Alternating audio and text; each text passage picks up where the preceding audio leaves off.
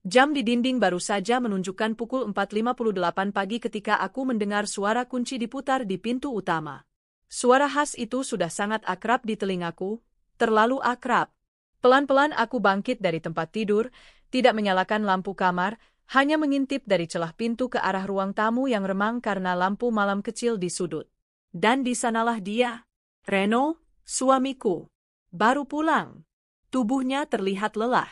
Rambutnya berantakan, wajahnya kusut, langkah kakinya seperti terseret. Tapi ada satu hal yang langsung menyita perhatian dan membuat jantungku berdegup lebih keras daripada biasanya. Kaos yang ia kenakan. Abu-abu. Longgar. Dada kirinya ada cetakan kecil berbentuk bulan sabit yang nyaris pudar. Leher kaosnya sudah melar, dengan robekan kecil di bagian kiri kerah, terlalu spesifik untuk tidak kukenal. Itu, kaos milik Winda. Sahabatku. Teman lama sejak kuliah. Seseorang yang begitu dekat, yang sering menginap di rumah kami saat masih sama-sama belum menikah. Aku tahu persis kaos itu, karena dulu, aku yang membelikannya saat kami liburan ke Jogja. Winda jatuh cinta pada kaos itu sejak pertama kali memakainya untuk tidur, katanya paling nyaman dan adem, dan sejak itu selalu dia bawa saat menginap kemana-mana. Dan sekarang suamiku yang memakainya? Mas? Sapaku dengan suara pelan, menahan getaran di dada. Reno terlihat kaget, seperti tidak menyangka aku akan bangun sepagi itu. Tapi hanya sebentar, ia langsung menutupi keterkejutannya dengan senyum canggung. Kamu bangun, sayang? Maaf ya, semalam lemburnya molor. Presentasi klien baru kacau banget. Aku menahan napas. Mataku menatap langsung ke kaos yang ia kenakan. Kaos itu, baru ya? Tanyaku dengan nada selembut mungkin. Ia melirik ke bawah, seolah baru sadar kaos apa yang ia pakai. Senyum kecilnya tak berubah, tapi matanya sedikit gelisah.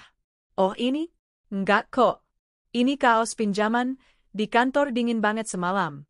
Aku lupa bawa baju ganti, terus lihat kaos ini di sofa pantry, ya udah kupakai aja. Lagian gede, adem juga. Aku hanya mengangguk pelan. Tidak menanggapi panjang. Tidak bertanya lebih lanjut. Karena jika aku menekan dia sekarang, jawabannya pasti akan penuh alasan. Aku melangkah ke dapur dan menuang air putih. Reno masuk ke kamar dan langsung masuk ke kamar mandi. Tapi pikiranku tak bisa tenang. Kaos itu terlalu jelas. Terlalu spesifik. Terlalu familiar. Aku mencoba menenangkan diri. Mungkin ini hanya kebetulan. Mungkin Winda memberikan kaos itu ke orang lain. Mungkin memang ada dua kaos serupa. Tapi hatiku tidak percaya. Apalagi melihat bagaimana Reno menghindari kontak mata dan alasan pinjam di pantry kantor, itu terdengar seperti kebohongan murahan. Dan yang membuatku tak nyaman adalah satu hal yang sangat sederhana. Bau dari kaos itu. Winda punya ciri khas parfum laundry, aroma lavender yang samar, yang selalu aku kenali saat dia datang ke rumah. Tadi, saat Reno melewatiku, aroma itu samar-samar tercium. Tidak kuat, tapi cukup untuk membuat tengkukku merinding. Sepanjang hari, pikiranku seperti terbelah. Aku masih melakukan rutinitas rumah, mencuci, memasak, menyapu. Tapi pikiranku terus kembali ke kaos itu. Dan ke wajah Reno yang sedikit panik saat kutanya. Dan ke Winda, yang entah kenapa, sudah seminggu tidak menghubungiku, padahal biasanya kami rutin saling kirim pesan, entah hanya foto makanan atau meme lucu. Aku membuka ponsel dan membuka obrolan terakhir dengannya. 4 hari lalu. Waktu aku mengirim foto kucing jalanan yang lucu, dan dia hanya membalas singkat, "Oh, lucu juga." Padahal biasanya dia akan membalas panjang, pakai emoji, dan langsung menanyakan kabarku. Aku menatap layar ponsel itu lama, lalu mulai mencari fotonya. Di salah satu album, ada foto waktu kami liburan bareng ke Anyer, setahun lalu. Kami berdua duduk di balkon villa, mengenakan baju santai. Dan, ya, Winda sedang memakai kaos abu-abu itu. Robekannya masih sama. Warnanya, lengannya, bahkan kerutan kecil di bawah ketiaknya. Jadi kamu bohong, Mas? Gumamku pelan. Malamnya, Reno bilang akan lembur lagi. Aku baliknya mungkin pagi, sayang. Soalnya besok pagi harus submit proposal jam 7. Jadi nginep di kantor aja sekalian, daripada bolak-balik. Aku tersenyum manis. Oh ya? Nginep lagi? Iya, capek juga sih. Tapi ya mau gimana? Ya udah, jaga kesehatan ya, Mas. Dia tampak lega dengan sikapku yang santai. Tapi di dalam hati, aku sedang membangun rencana. Aku ingin tahu, apakah benar dia tidur di kantor atau di tempat lain? Dan jika tempat lain itu adalah rumah Winda, yang jaraknya hanya 10 menit dari kantor Reno, maka aku tidak boleh sekadar curiga. Aku harus punya bukti. Besoknya, sebelum Reno pergi kerja, aku pura-pura tidur lebih lama. Tapi saat ia keluar rumah, aku langsung bangun dan mengikuti langkahnya diam-diam dari kejauhan dengan bantuan aplikasi pelacak lokasi yang kutanamkan diam-diam seminggu lalu di ponselnya. Dari peta itu, aku tahu dia memang ke kantor pagi ini. Tapi, aku menunggu apa yang terjadi malam nanti. Jam 9 malam, titik lokasi Reno masih di kantor. Jam 11 malam, titik itu bergerak sedikit ke arah barat. Jalan kecil, perumahan. Lalu berhenti di satu titik yang membuat tanganku langsung gemetar. Itu rumah Winda. Titik biru di peta tidak bergerak selama 2 jam. Aku menatapnya tanpa berkedip. Ini bukan dugaan lagi. Ini bukan sekadar curiga. Ini fakta. Reno tidak tidur di kantor. Dia tidur di rumah Winda. Temanku. Sahabatku. Keesokan paginya, saat Reno pulang, aku sudah duduk di meja makan dengan segelas teh dan ekspresi netral. Dia membuka pintu, terlihat sangat santai. Maaf ya, sayang. Lemburnya panjang banget. Aku langsung ketiduran tadi di ruang rapat. Aku hanya mengangguk. Tidak menatap langsung ke matanya. Gak apa-apa. Aku ngerti kok. Dia menarik kursi dan duduk, menguap lebar. Kamu kok bangun pagi-pagi amat? Insting istri, jawabku pelan. Dia tertawa. Tapi aku hanya menatap cangkirku dan berkata dalam hati. Kau pikir aku tidak tahu, Reno? Tapi aku melihat semua. Dan aku akan membalas bukan dengan amarah. Tapi dengan akal sehat dan rencana yang jauh lebih tajam dari pengkhianatanmu. Aku menyimpan semuanya dalam diam. Tapi mulai saat itu, setiap langkahmu, Reno, akan kulacak. Setiap jejak, akan kupelajari. Aku akan menunggu saat yang tepat. Saat kalian berdua merasa paling aman, disitulah aku menyerang. Kaos itu adalah permulaan. Dan kalian akan tahu, apa yang bisa dilakukan oleh perempuan yang dikhianati, tapi memilih diam. Hari-hari setelah pagi itu berjalan seperti biasa di luar, tapi di dalam diriku, tidak ada yang biasa. Semuanya berubah sejak kaos Winda melekat di tubuh Reno, suamiku. Sejak aroma parfum sahabatku samar-samar tercium dari dada Reno saat ia memelukku pagi-pagi, seolah tak ada yang salah. Tapi yang paling mengusik bukan hanya kaos itu. Bukan hanya aroma Winda. Tapi tatapan Reno yang mulai sering menghindar. Kata-katanya yang makin sering terdengar seperti hafalan. Dan jam-jam lemburnya yang semakin liar. Dulu, Reno pulang pukul 7, kadang 8 malam. Sekarang, jam 10 malam pun terasa cepat. Bahkan 2 hari lalu, dia mengirim pesan jam 11.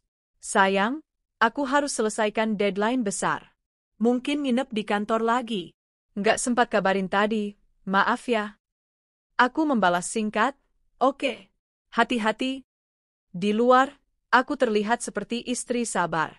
Tapi di dalam pikiranku, setiap huruf dari pesannya adalah teka-teki. Apakah dia benar di kantor? Apakah dia memang lembur? Atau sedang berbaring di kasur sahabatku sambil mengulang kebohongan yang sama? Aku mulai mencatat semua kebiasaannya.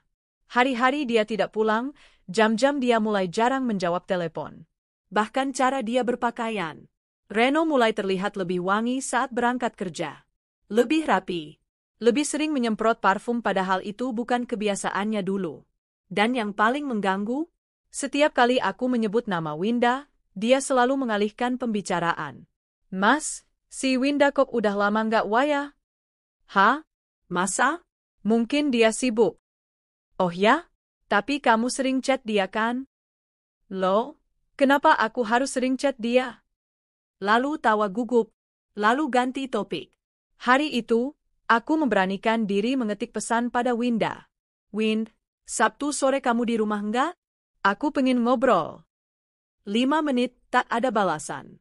10 menit. Lalu akhirnya. Duh, Tas, maaf ya. Aku lagi dinas keluar kota. Pelatihan dari kantor. Sampai hari Senin. Hatiku mencatatnya cepat. Luar kota. Sabtu sampai Senin. Menjelang malam, Reno pulang lebih cepat dari biasanya. Jam 8 malam. Katanya bosnya mendadak batalkan pertemuan dan dia bisa pulang lebih awal. Aku tersenyum. Tapi diam-diam, aku punya rencana.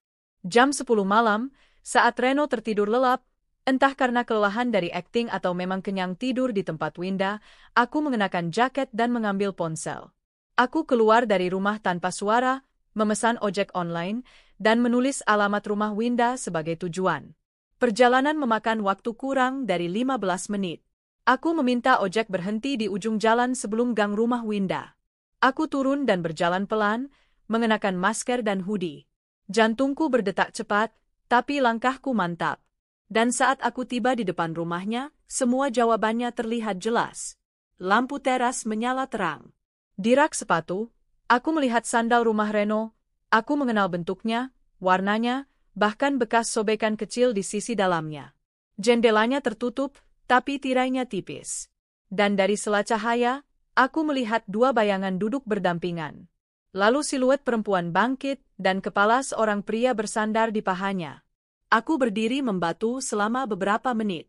Aku tidak menangis, tidak menjerit, tapi ada sesuatu dalam dadaku yang retak. Kukira aku sudah siap, tapi tetap saja melihatnya dengan mata kepala sendiri membuat dada ini perih, seperti ditusuk dari dalam oleh ribuan duri. Kupotret sandal itu. Kutangkap gambar bayangan mereka.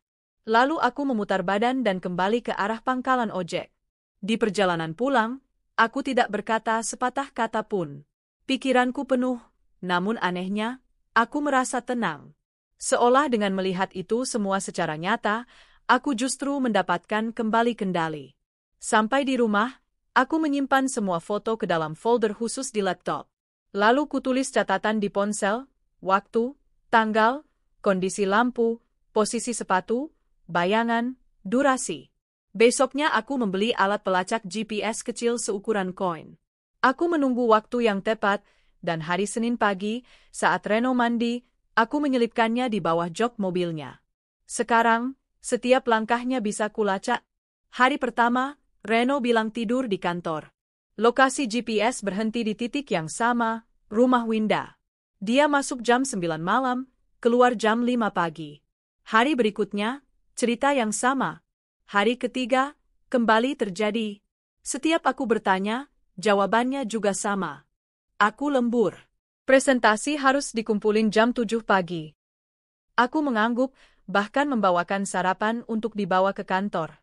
Tapi diam-diam, aku menyewa tukang ojek online yang aku minta memotret rumah Winda dari jauh, jam-jam ketika Reno bilang dia di kantor. Dan hasilnya membuatku semakin yakin. Setiap malam, mobil Reno terparkir di depan rumah Winda. Kadang, dalam beberapa foto, bahkan terlihat Reno sedang menyiram tanaman di halaman rumah Winda saat pagi. Seolah ia tinggal di sana. Malam keempat, aku duduk sendiri di kamar dengan laptop terbuka. Semua dataku kumpulkan, peta lokasi, rekaman panggilan, foto-foto, tangkapan layar percakapan lama Reno dan Winda, yang pernah mereka lupa hapus di awal pernikahan kami, dan sempat rekam di backup otomatis ponselku. Aku menyusun semuanya seperti puzzle. Dengan tanggal, jam, narasi. Rapi, sistematis. Karena jika aku ingin menghancurkan mereka, aku tidak boleh bergerak dengan emosi. Aku harus bertindak dengan akal. Hari kelima, Reno pulang lebih pagi. Katanya lemburnya batal lagi. Tapi wajahnya tidak tampak lelah. Bahkan, terlihat senang. Aku pesen makanan ya, sayang. Lapar banget, tadi nggak sempat makan. Aku tersenyum dari dapur. Loh, katanya Winda juga ikut proyek yang sama? Kamu nggak makan bareng dia? Wajahnya menegang sepersekian detik. Tapi cepat dia tutupi dengan tawa.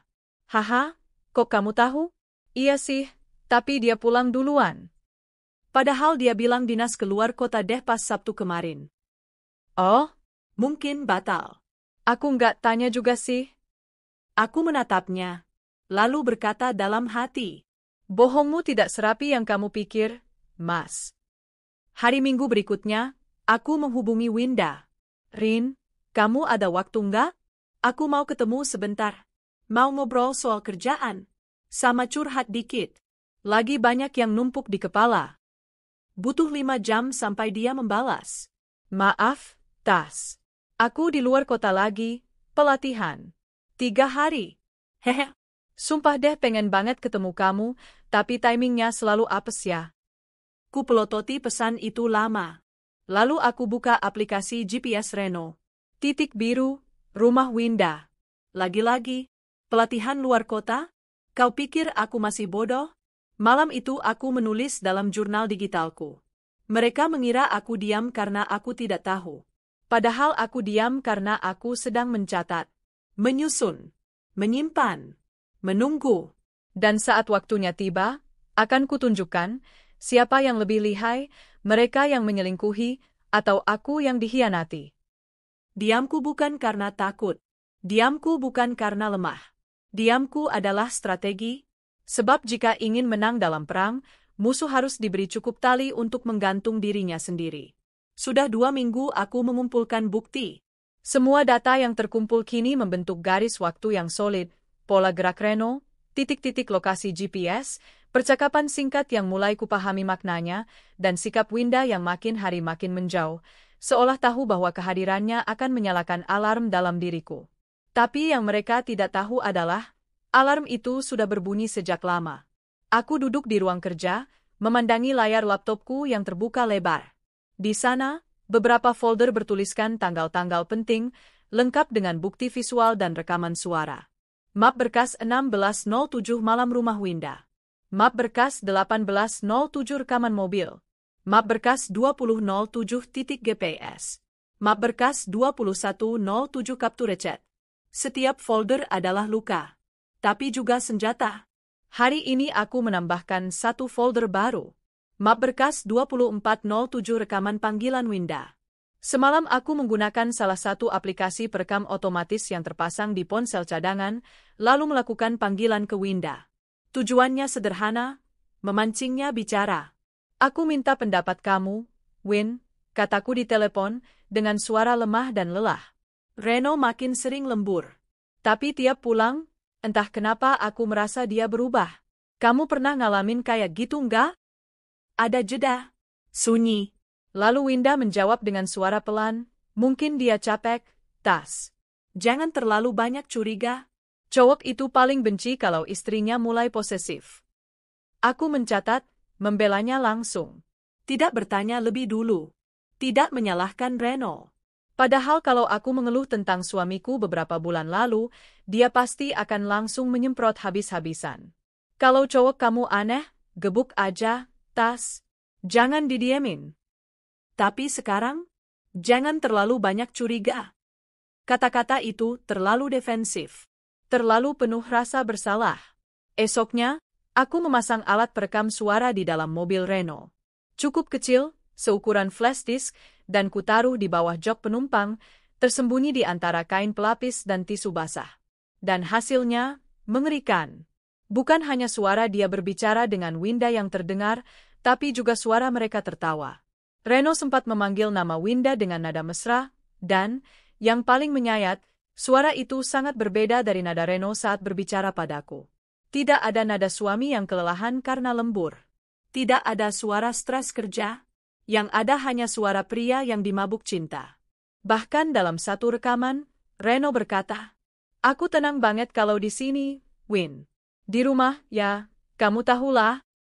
Di rumah? Rumahku? Apa yang kamu maksud, Reno? Bahwa rumah ini hanya kotak berisi rutinitas dan masakan? Bahwa aku, istrimu, adalah beban yang mengganggu hubunganmu dengan sahabatku sendiri? Tak berhenti di situ. Aku juga meminta bantuan sahabatku yang lain, Dira, yang kebetulan bekerja sebagai staf HRD di kantor cabang tempat Reno dan Winda berkoneksi. Meski beda divisi, dunia kerja kadang lebih sempit dari yang kita kira. Aku nggak bisa akses langsung data pribadi, Tas. Tapi aku bisa lihat catatan izin, cuti, atau dinas. Kamu serius mau tahu? Aku menatapnya dalam pertemuan kami di kafe. Lebih dari serius. Dira mengirimiku ringkasan jadwal Reno dan Winda selama 2 bulan terakhir. Dan hasilnya, ada 5 tanggal di mana Reno dan Winda mengambil cuti di hari yang sama. Reno mencatat, cuti karena sakit. Winda mencatat, izin keluarga. Dan di tanggal-tanggal itu, Reno tidak tidur di rumah. Aku hanya mengangguk pelan saat melihat daftar itu. Seolah semuanya mulai saling menjawab. Beberapa hari setelahnya, aku kembali membuka folder di laptop. Kali ini, folder berjudul Map Berkas Rencana. Dalam folder itu, aku menulis dokumen bertajuk Langkah-langkah penghancuran bertahap. Kumpulkan bukti rekaman audio visual tanda centang putih tebal. GPS pelacakan pergerakan selama 2 minggu, tanda centang putih tebal. Koordinasi dengan pengacara dalam proses. Kirimkan paket bukti ke HRD kantor Winda dengan nama anonim, menunggu momen. Persiapkan perceraian gugatan harta menyusun strategi pembagian aset. Siapkan pertemuan, damai, untuk menjatuhkan mental mereka lebih dulu segera dilakukan. Aku membaca kembali poin terakhir. Aku tahu, menjatuhkan mereka tak cukup dengan bukti. Aku ingin mereka merasa dikhianati oleh kepercayaan yang kuberikan. Aku ingin mereka tahu bahwa aku menyadari semuanya sejak awal, dan diamku adalah perang yang sabar. Malam itu, Reno kembali tidak pulang. Ia hanya mengirim pesan singkat. Sayang, hari ini gak bisa pulang. Presentasi besok pagi jam 7. Maaf banget ya. Aku menatap pesan itu, lalu tersenyum. Aku bahkan membalas. Semangat ya, Mas. Aku percaya kamu. Dan di balik layar ponselku, aku memutar rekaman dari alat perekam suara yang ada di mobilnya. Suara mereka berdua tertawa, membahas rencana liburan ke luar kota. Reno berkata, "Tenang aja, istriku ngira aku tidur di kantor." "Aman." Winda menjawab, "Kamu yakin dia gak curiga?" Dan Reno menjawab dengan percaya diri, "Dia terlalu lembut buat curiga. Aku udah hafal dia luar dalam. Nggak akan mungkin dia nekat cari tahu." Aku menatap layar itu. Dan kali ini, aku tidak sakit hati. Aku hanya tertawa pelan. Kau kira aku terlalu lembut, Reno? Kau kira aku tak akan berani melawan? Hari Minggu sore, aku menghubungi Winda. "Win, aku kangen. Ketemu yuk? Aku mau cerita banyak hal. Tapi jangan di rumah. Kita ketemu di tempat biasa aja, di kafe yang di pojok taman kota. Jam 4 bisa?" Butuh beberapa saat sampai dia membalas. "Jam 4 ya? Oke deh. Aku bisa sebentar?" Sebentar? Tentu. Karena dia tidak tahu, sebentar lagi hidupnya akan berubah. Jam 4 kurang 10 menit, aku sudah duduk di pojok kafe favorit kami. Meja bundar kecil, 2 cangkir kopi, dan 1 flash disk mungil yang sudah aku siapkan dalam kotak kecil dengan pita ungu. Pita ungu adalah favorit Winda, aku masih ingat betapa dia suka warna itu. Winda datang 5 menit kemudian. Wajahnya terlihat biasa saja, tapi aku tahu dia menyimpan ketegangan. Matanya gelisah. Senyumnya tak penuh. "Hai, Das." "Hai juga, Win," jawabku sambil berdiri memeluknya. "Lama nggak ketemu ya? Kamu kelihatan lelah?" Dia tertawa kecil. "Iya, lagi banyak urusan kantor." Kami mengobrol seperti biasa. Tentang kerja, makanan, bahkan gosip lama. Aku memainkannya seperti seorang aktris dalam skenario yang kususun sendiri. Hingga akhirnya, aku menggeser kotak kecil itu ke hadapannya. "Aku ada oleh-oleh buat kamu." "Apaan nih?" tanyanya sambil tertawa kecil, lalu membuka kotak itu. Dia menggenggam flash disk itu, alisnya naik. Isinya video, foto, rekaman suara. Tentang kamu dan Reno. Senyumnya langsung memudar. Winda mendongak. Wajahnya pucat. "Tasha, aku bisa jelaskan." Aku menyandarkan tubuh ke kursi, menatap matanya tanpa berkedip. "Jangan repot-repot. Aku hanya mau kamu tahu, aku tahu semuanya. Dari hari pertama dia pakai kaos kamu." Dia terdiam. Tangannya gemetar memegang flash disk itu. Napasnya pendek. Aku melanjutkan. Kaos itu, kamu pikir tak akan kukenal? Lembur itu, kamu pikir tak akan kucurigai? Senyumanmu kamu pikir tak akan kutembus? Maafkan aku, suaranya pelan. Air matanya mulai jatuh. Aku mengangguk. Maaf? Sudah terlalu terlambat. Tapi tenang, aku belum kirim ke kantor kamu. Belum. Dia membeku. Aku ingin kamu rasakan sedikit saja rasa takut yang sudah kau tanam dalam hidupku 2 bulan terakhir. Baru permulaan. Permainan ini belum selesai. Aku pulang dari pertemuan itu dengan perasaan kosong. Tapi di tengah kehampaan itu, aku tahu satu hal pasti. Diamku selama ini bukan tanda menyerah, tapi persiapan untuk perang yang rapi. Dan ini baru permulaan. Sudah 2 hari sejak aku meletakkan flash disk itu di hadapan Winda. 2 hari yang terasa seperti satu musim penuh pergolakan. Bukan karena aku ragu dengan apa yang kulakukan, sama sekali tidak. Tapi karena aku tahu, dalam waktu dekat, kedua pengkhianat itu akan mulai panik. Sejak saat itu, Reno mulai berubah. Ia lebih sering memelukku dari belakang, menyelipkan kata-kata manis, dan bertanya dengan nada penuh kekhawatiran. Kamu kenapa, sayang? Akhir-akhir ini kamu kelihatan jauh. Aku hanya tersenyum kecil. Enggak apa-apa, Mas. Mungkin capek aja. Dan ia tak pernah tahu bahwa senyumku adalah tepi pisau yang siap menebas ketenangannya kapan saja. Malam itu, aku menyiapkan makan malam istimewa. Tumis udang favorit Reno, sup jagung buatan ibuku yang biasanya hanya kubuat saat ulang tahun pernikahan, dan segelas jus jambu merah. Reno datang sekitar pukul 8 malam, wajahnya tampak gelisah meski berusaha ditutupi dengan senyum tipis. Ia mencium keningku seperti biasa dan bertanya, "Kamu masak banyak banget, ini ada acara apa?" Aku menoleh dan menjawab pelan, "Ada yang mau aku undang makan malam. Orang lama. Udah lama banget nggak makan bareng." "Siapa?" Aku tersenyum. "Winda." Reno mendadak kaku. "Oh," katanya gugup. "Kamu ngajak dia makan malam di sini?" "Iya. Kamu nggak keberatan kan? Kalian kan teman juga. Dia juga pasti kangen sama kamu." Ya enggak sih." "Enggak keberatan," jawabnya, sambil berpura-pura menguap. "Aku mandi dulu ya."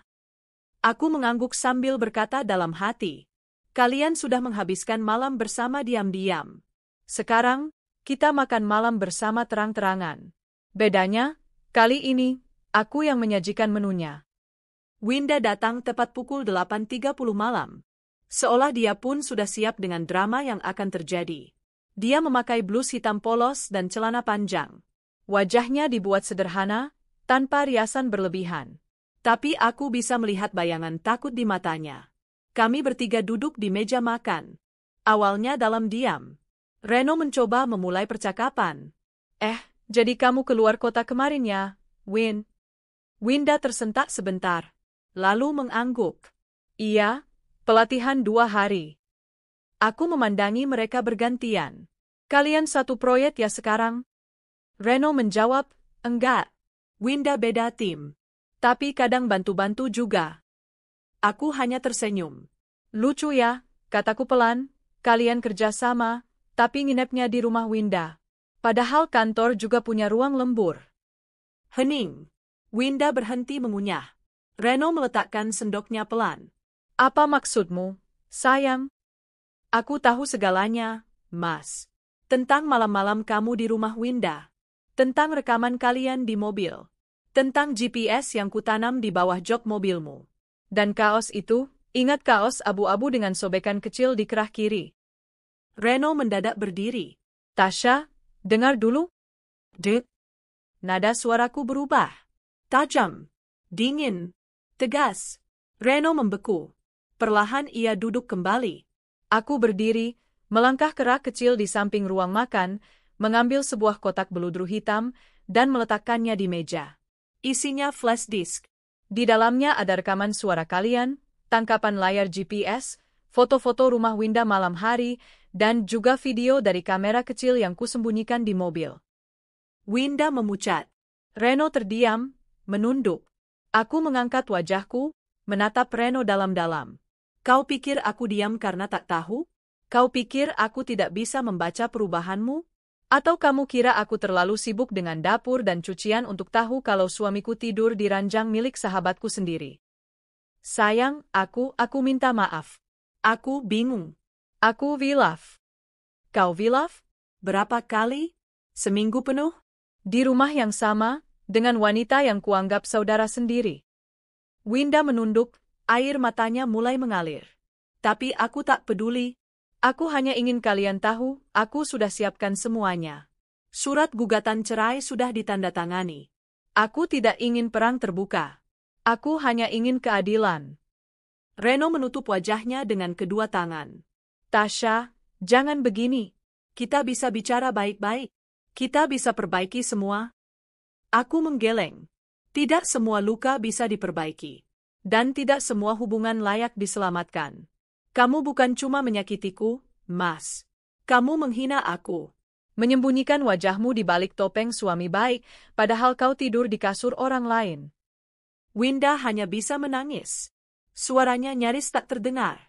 Aku menoleh padanya. Kamu orang yang dulu kutolong saat patah hati, orang yang kubela mati-matian dari ejekan teman-teman saat kamu dianggap pengganggu hubungan orang. Dan sekarang kamu merebut suamiku dari belakang. Aku gak berniat, semua terjadi begitu aja. Tidak ada yang terjadi begitu saja, Winda. Semua karena pilihan. Kamu memilih untuk diam saat Reno mendekat. Kamu memilih membuka pintu untuk pria yang kamu tahu suami sahabatmu. Malam itu, makan malam tak selesai. Reno keluar rumah dengan langkah gontai. Winda menyusul 5 menit kemudian. Tanpa kata. Tanpa permintaan maaf lagi. Setelah mereka pergi, aku duduk sendirian di meja makan. Memandangi semua makanan yang kupersiapkan. Rasanya hambar. Tapi, ada kepuasan aneh yang mengalir dalam dadaku. Aku berhasil membuat mereka duduk di meja yang sama. Dan di meja itulah kukubur semua simpati. Semua kenangan. Semua cinta. Esok harinya, aku mengunjungi kantor pengacaraku, Ibu Lestari, untuk memfinalisasi gugatan cerai. Semuanya sudah lengkap, Bu Tasha. Bukti-bukti kuat. Apalagi ada rekaman dan foto. Persidangan akan berpihak pada Anda. Bagaimana soal pembagian harta? Kita ajukan klaim berdasarkan perzinahan yang merugikan Anda secara emosional dan finansial. Rumah, kendaraan, dan tabungan bersama, semua bisa Anda dapatkan.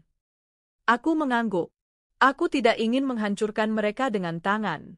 Aku hanya ingin menunjukkan bahwa perempuan yang disakiti bisa melawan tanpa teriak. Dengan diam yang tajam. Dengan bukti yang tak terbantahkan. Minggu berikutnya, aku mulai menghubungi kontak HRD di kantor Winda. Melalui email anonim, kukirimkan dokumen digital berisi bukti hubungan tidak profesional antara Winda dan Reno. Kutulis dengan rapi, tanpa emosi. Sekadar informasi untuk menjaga etika kerja dan nama baik perusahaan. Beberapa hari kemudian, aku dapat kabar dari sumber dalam bahwa Winda dipanggil atasan. Dan tak lama, ia diberhentikan secara tidak hormat. Reno? Saat pengacaranya membaca salinan bukti-bukti perselingkuhan di ruang mediasi, ia tertunduk. Tidak lagi membantah. Tidak lagi bermain kata-kata. Semua sudah terlalu jelas.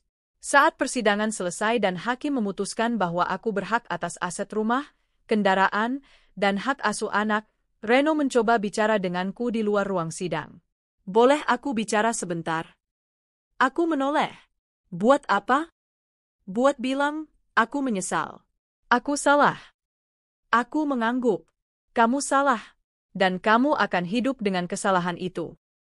Setelah itu, aku pulang ke rumah.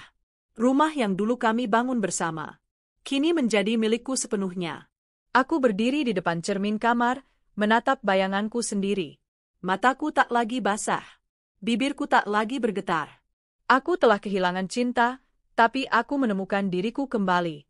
Dan sekarang, aku berdiri sebagai perempuan yang pernah dikhianati, tapi memilih untuk tidak tunduk. Seminggu setelah sidang pertama, kehidupan mereka mulai runtuh. Bukan karena aku berteriak. Bukan karena aku menghina atau membalas dengan kekerasan. Tapi karena kebenaran yang sudah terlalu lama mereka sembunyikan, kini mulai mengejar mereka tanpa ampun. Hari itu aku duduk di teras rumah, menyesap secangkir teh melati, sambil membaca berita di ponselku. Sebuah unggahan di akun LinkedIn dari perusahaan tempat Winda bekerja baru saja muncul di beranda. Kami memegang teguh nilai integritas dan profesionalisme. Semua karyawan kami wajib mematuhi kode etik yang telah ditetapkan perusahaan, termasuk dalam hal menjaga reputasi pribadi di lingkungan kerja. Sontak, komentar bermunculan. Isu yang selama ini tersebar di lingkaran kecil kantor Winda mulai menyebar keluar. Sebagian masih berupa bisik-bisik. Tapi aku tahu, sebentar lagi semuanya akan meledak. 3 hari sebelumnya, aku mengirimkan email dari akun anonim ke HRD perusahaan tempat Winda bekerja. Tidak panjang, hanya 3 paragraf, lengkap dengan dokumen lampiran. Saya tidak berniat menjatuhkan siapapun. Namun saya percaya perusahaan sebesar ini perlu tahu jika salah satu karyawan, Winda R., sedang menjalin hubungan pribadi dengan suami orang lain yang juga merupakan relasi bisnis dari perusahaan. Hubungan mereka melibatkan pertemuan di luar jam kerja yang bersifat tidak profesional, memanfaatkan aset pribadi dan waktu perusahaan untuk urusan pribadi. Aku sertakan foto mobil Renault terparkir di rumah Winda saat jam kantor. Tangkapan layar percakapan antara mereka. Bukti cuti mereka yang berbarengan.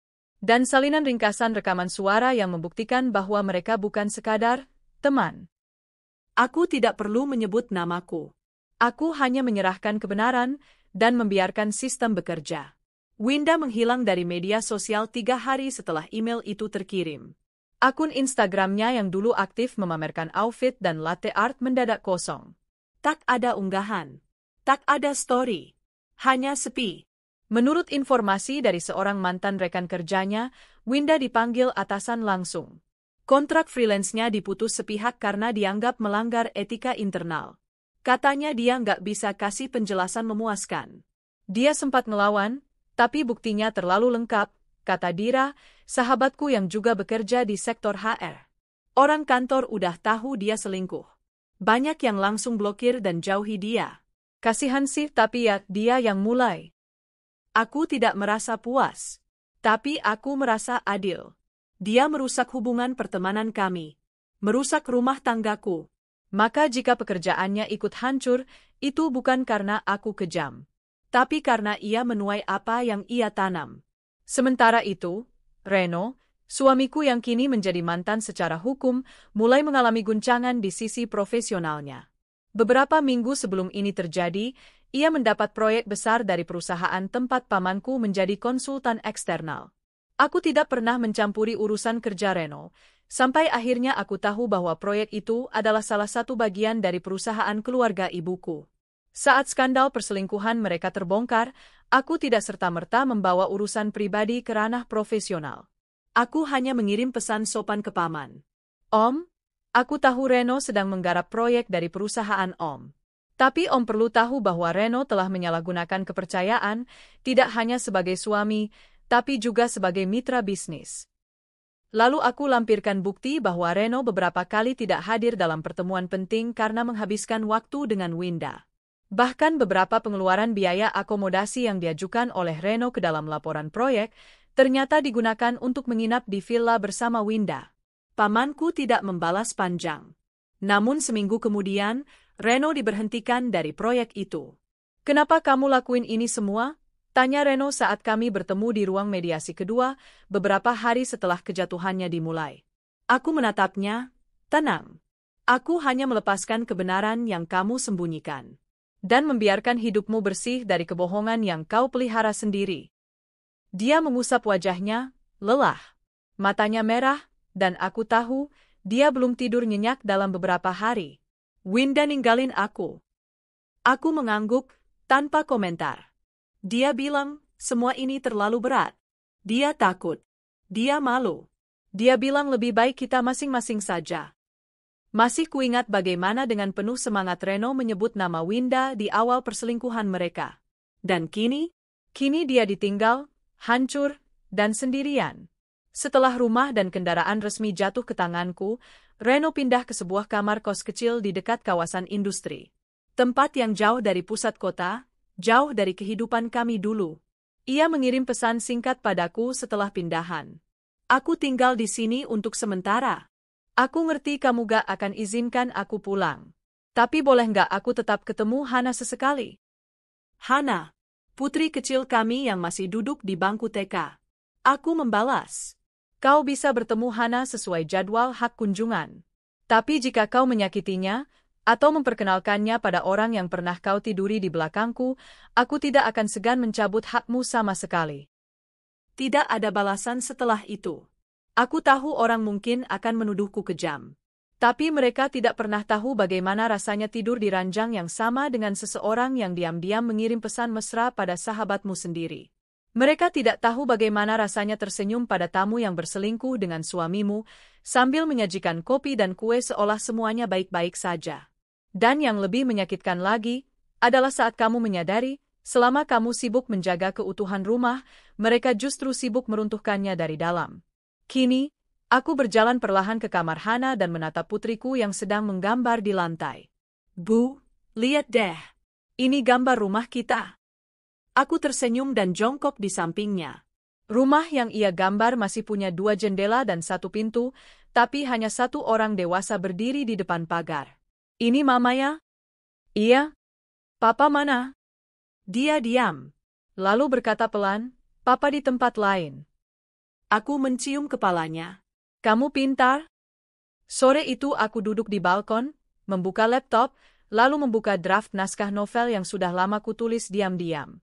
Novel yang terinspirasi dari hidupku sendiri, tentang seorang perempuan yang dikhianati, namun bangkit tanpa amarah. Beberapa penerbit sudah mulai menghubungiku setelah aku membagikan sebagian cuplikan ceritanya di media sosial. Dan sekarang, mereka mulai menawarkan kontrak kerja sama.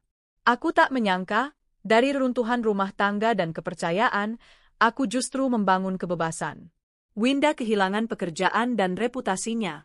Reno kehilangan rumah, proyek, dan pasangannya. Dan aku mendapatkan kembali diriku sendiri. Waktu punya cara sendiri menyaring luka. Mula-mula terasa menyayat, lalu berangsur menjadi perih diam. Tapi yang tersisa kemudian bukan sekadar bekas, melainkan keteguhan. Sudah hampir 2 bulan sejak semuanya terbongkar. 2 bulan sejak aku menyeret 2 pengkhianat keluar dari zona nyaman yang selama ini mereka bangun di balik dusta. Dan kini, saat mereka berdua runtuh perlahan, aku berdiri. Aku melihatnya pertama kali lewat story akun Instagram tetangga kos Reno. Seseorang mengunggah video berdurasi 15 detik, menyorot gang sempit dengan anak-anak kecil berlarian, dan seorang pria duduk di depan kamar nomor 3, berwajah kuyu, mengenakan kaos lusuh, menatap layar ponsel tanpa ekspresi. Aku tak perlu lama untuk mengenali siapa pria itu. Itu Reno. Tertulis caption singkat, tetangga baru, kayaknya orang kantoran yang kena PHK. Aku memutar ulang video itu berkali-kali, bukan karena puas melihat kejatuhannya, tapi karena ingin mengingat satu hal. Inilah sosok yang dulu berjalan angkuh melewati pintu rumahku setiap pagi, dengan dasi rapi dan parfum mahal. Sosok yang dulu kutunggu setiap malam, sambil menyimpan makan malam yang dingin dan hati yang penuh harap. Dan kini, ia sendirian. Winda pun tak kalah menyedihkan. Aku mendengar kabar darinya bukan secara langsung, tapi dari seorang teman lama yang bertemu dengannya di klinik psikolog. Dia sekarang nganggur. Numpang tinggal di rumah kakaknya, kata temanku. Katanya dia sempat kena serangan panik waktu dapat email dari HR. Sekarang rutin terapi. Gak bisa tidur malam-malam. Aku mendengarkan tanpa banyak komentar.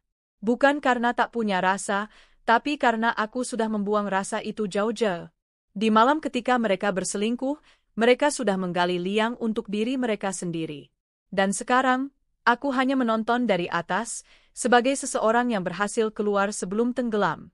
Sementara mereka sibuk bertahan hidup di reruntuhan hidup masing-masing, aku mulai menapaki tangga baru. Bisnis kecilku yang semula hanya berupa jualan makanan beku buatan rumah, kini mulai berkembang.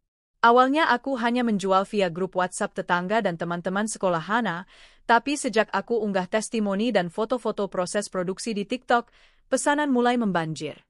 Aku mulai menamai usahaku, Rumah Dapur Hana, sebuah penghormatan pada anakku dan semua perjuanganku membangun hidup baru dari dapur mungil kami. Kini, setiap pagi aku bangun bukan untuk menunggu Reno pulang, tapi untuk mengatur pengiriman, menerima orderan, dan menyusun strategi pemasaran. Aku bukan lagi istri yang dicurangi. Aku adalah pemilik usaha yang tumbuh dari luka dan menyulapnya menjadi ladang kekuatan. Suatu malam, saat aku duduk di depan laptop menata desain logo baru untuk produkku, Hana duduk di sampingku dengan krayon di tangannya. "Mama, gambar ini buat Mama," katanya sambil menyodorkan gambar rumah dengan 2 jendela dan seorang perempuan tersenyum lebar di tengah halaman. "Apa ini?" tanyaku sambil tersenyum. "Ini Mama. Rumah kita. Dan Mama lagi jualan makanan." Aku mendekapnya. Air mataku hampir menetes, tapi kutahan. Karena aku tak mau menangis lagi. Tangisku sudah habis di malam-malam panjang tanpa kejelasan. Kini hanya ada langkah. Dan langkah itu, ke depan. Seminggu kemudian, aku diundang sebagai pembicara dalam sebuah acara komunitas perempuan mandiri. Aku membawakan tema "Bangkit dari Pengkhianatan, Mengubah Luka Menjadi Ruang Bertumbuh." Aku berdiri di depan sekitar 30 perempuan dari latar belakang berbeda, ada yang single parent, ada yang korban KDRT, ada yang pernah ditinggal tanpa alasan. Dan di hadapan mereka, aku ceritakan sebagian dari kisahku. Tanpa menyebut nama, tanpa memojokkan siapapun. Hanya satu pesan yang kutekankan. Kalian bukan korban. Kalian adalah pejuang. Yang satu-satunya kekuatan yang kalian butuhkan, bukan orang lain, tapi diri kalian sendiri. Saat aku selesai bicara, beberapa dari mereka menangis. Seorang ibu mendatangiku dan berkata, "Saya pikir saya satu-satunya yang dikhianati. Tapi lihat ibu, ibu tidak hanya bertahan. Ibu bangkit." Aku hanya menatap matanya dan berkata, "Kita semua bisa, kalau kita mau. Dan kalau kita tahu, kita berharga." Malam harinya, Reno mengirim pesan. "Aku dengar kamu jadi pembicara acara komunitas ya. Selamat." Aku membaca pesan itu lama, tapi tak membalas. Beberapa jam kemudian, ia kirim pesan lagi. "Boleh gak aku ketemu? Sekadar minta maaf, bukan untuk kembali." Aku tahu itu gak mungkin. Kali ini aku menjawab singkat, "Maafmu sudah lewat tanggal berlaku." Seminggu kemudian, aku bertemu Winda secara tak sengaja di supermarket.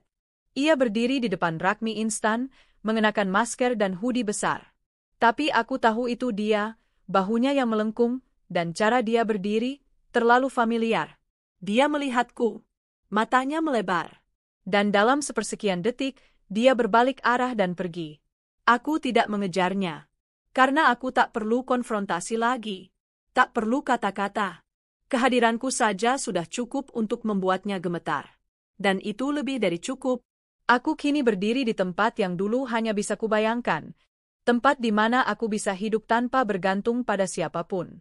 Tempat di mana aku tidak lagi didefinisikan sebagai istri Reno atau temannya Winda. Aku adalah Tasha, seorang ibu, seorang pengusaha kecil, seorang perempuan yang selamat dari badai, dan bukan hanya selamat, tapi menjadi kapten dari kapal hidupnya sendiri. Kini, aku bisa tertawa tanpa beban. Kini, aku bisa tidur tanpa menanti pintu dibuka dini hari. Kini, aku tahu, saat mereka runtuh dengan semua kepalsuan yang mereka bangun, aku bangkit dengan kebenaran dan ketulusan yang selama ini mereka anggap kelemahan. Dan aku bersyukur, karena tanpa pengkhianatan mereka, aku takkan pernah tahu betapa kuatnya diriku. Ada yang berubah dalam caraku memandang hidup. Dulu, aku memandang segala hal dari titik jantung yang hangat, keluarga, cinta, pengorbanan, rumah. Kini, aku belajar memandang dari titik yang lebih tinggi. Bukan karena hatiku sudah mati, tapi karena aku sudah diselamatkan oleh luka. Luka yang mereka beri. Reno, Winda. Dan kini, mereka menghilang dari hidupku seperti mimpi buruk yang akhirnya berlalu. Aku duduk di ruang kerja kecilku yang kini menjadi markas utama, rumah dapur Hana. Di dinding tergantung papan vision board yang aku buat sendiri, berisi target penjualan, ide produk baru, dan peta distribusi makanan beku ke kota-kota sekitar. Ada satu sudut kosong yang belum terisi. Hari ini, aku menempelkan sebuah potongan kertas kecil di sana, bertuliskan, "Kemenangan sejati bukan saat mereka jatuh, tapi saat aku tidak lagi butuh melihat ke belakang." Sore itu aku menerima pesan dari sebuah penerbit besar. Naskah novelku, yang kutulis berdasarkan pengalamanku, dengan nama samaran, latar fiksi, dan alur yang kutata dengan hati-hati, resmi diterima untuk diterbitkan. Judulnya sederhana, Kaos Milik Sahabatku. Sebuah simbol dari titik balik kehidupanku. Dari saat pertama aku tahu bahwa hidupku tidak lagi bisa kupercayakan pada siapapun, selain diriku sendiri. Penerbit mengabari bahwa novelku akan masuk daftar unggulan karena kekuatan cerita dan kedalaman emosi yang menyentuh pembaca perempuan. Aku menutup email itu dengan senyum. Bukan senyum bahagia semata, tapi senyum lega. Senyum dari seseorang yang tahu bahwa kisah sedihnya kini menjadi inspirasi untuk perempuan lain yang ingin bangkit. 2 minggu kemudian, aku hadir di acara peluncuran buku di Jakarta. Ada ratusan orang hadir, sebagian besar pembaca perempuan yang sudah mengikuti kisah novelnya sejak dirilis digital beberapa waktu sebelumnya. Di panggung kecil itu, aku diminta berbicara. Dan inilah yang aku katakan. Dulu aku kira aku akan mati karena pengkhianatan. Ternyata aku baru benar-benar hidup setelah pengkhianatan itu menghantamku. Karena dari situ aku belajar berdiri tanpa sandaran, berjalan tanpa pegangan, dan mencintai diriku sendiri, tanpa syarat. Suara tepuk tangan membanjiri ruangan. Aku melihat beberapa perempuan meneteskan air mata. Tapi bukan air mata duka. Itu air mata pengertian. Air mata, aku tahu rasanya. Dan itu, sudah cukup bagiku. Sepulang dari acara itu, aku duduk di balkon rumah. Hana sudah tertidur, tubuh kecilnya melingkar dengan boneka kucing di pelukannya. Aku menatap langit malam, lalu membuka ponsel. Ada satu pesan baru. Dari Reno. Aku baca novel kamu. Aku menghela napas. Lalu membaca lanjutannya. Aku tahu itu tentang kita. Dan kamu benar. Aku pikir kamu nggak akan tahu. Aku pikir kamu akan tetap diam karena terlalu sayang padaku. Tapi ternyata kamu tahu, dan kamu menunggu. Dan kamu menghancurkan kami, dengan elegan. Aku menatap layar itu lama, lalu tersenyum kecil. Dan ku jawab, kalian kira aku tak tahu. Tapi akulah pemenang. Setahun telah berlalu sejak semuanya pecah. Kini, Reno bekerja serabutan. Kadang menjadi sopir freelance, kadang membantu proyek lepas sebagai konsultan yang tak lagi disegani. Ia tak pernah menikah lagi, setidaknya sampai terakhir aku dengar. Winda, tak terdengar kabarnya lagi. Akun sosial medianya tidak aktif. Beberapa bilang ia pindah ke kota lain. Entah untuk mencari pelarian, atau memulai dari awal. Aku tidak peduli. Aku tak pernah mencari mereka lagi. Karena pemenang tidak perlu berputar ke belakang. Hidupku sekarang tak sempurna, tapi aku berdiri di atas kakiku sendiri. Aku mengurus Hana sepenuh hati. Aku menjalankan bisnis dari dapur yang dulu hanya jadi tempat memasak sarapan. Aku menulis. Aku diundang menjadi pembicara. Aku berbagi pengalaman. Aku menyalakan obor bagi perempuan lain yang pernah gelap. Dan aku tetap perempuan biasa. Yang masih suka menangis diam-diam saat rindu. Yang masih merasa perih ketika melihat pasangan di jalan bergandengan tangan. Tapi kini aku tahu. Aku tidak kekurangan. Aku tidak sendirian. Dan aku tidak kalah. Aku adalah perempuan yang dibohongi, tapi tidak berubah menjadi pahit. Perempuan yang ditinggalkan, tapi tidak hilang arah.